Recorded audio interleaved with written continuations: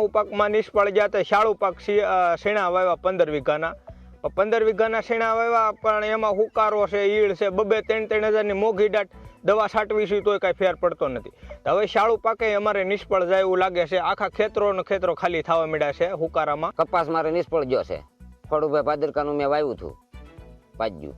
શિયાળામાં શું વાવ્યું? શાળામાં શેણા. શું રોગ છે એમાં છે ઈળ અને હુકારો. એમાં શું તમે દવા નાખો? દવા અત્યારે 4-5 હજારનો છંટકાવ કરી, તેમાં કાંઈ ઈળ અટતી નથી. કેવું નુકસાન? નુકસાન વધારે છે અત્યારે, બહુ જાય છે. હા, આમાં કેમ લાગે તમને? એ અત્યારે આમ અટકાશ નથી થતી હજી. શેણામાં 15 થી 20 વીઘાનું વાવેતર કર્યું છે. પછી લીલી ઈળું અને સુકારા નામનો રોગ આવ્યો છે.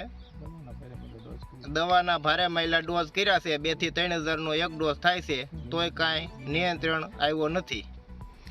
તમને શું લાગે છે, પાક નિષ્ફળ જાહે કે? આ શાળુ પાક નિષ્ફળ જાહે. ચોમાસું તો જોશે, અમને એવી શક્યતા છે.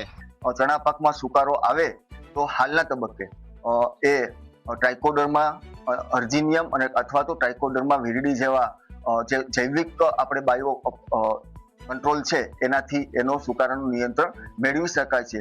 જો એમાં પણ નિયંત્રણ ન આવે તો આ બાબતે એ છે સિસ્ટેમિક ફંજીસાઇડનો ઉપયોગ કરી અને એનું નિયંત્રણ ખેડૂતો લઈ રહ્યા છે. જ્યારે ઈયળની વાત કરીએ તો લીલી ઈયળ છે એ સામાન્ય ચણા પાકમાં આવે છે અને આ પાકમાં એક આખું આઈપીએમ કરવું પડે છે, એટલે કે ઇન્ટિગ્રેટેડ પેસ્ટ મેનેજમેન્ટ તરફ ખેડૂતોએ જવું પડે તો આમાં નિયંત્રણ સારું એવું મેળવી શકાય છે.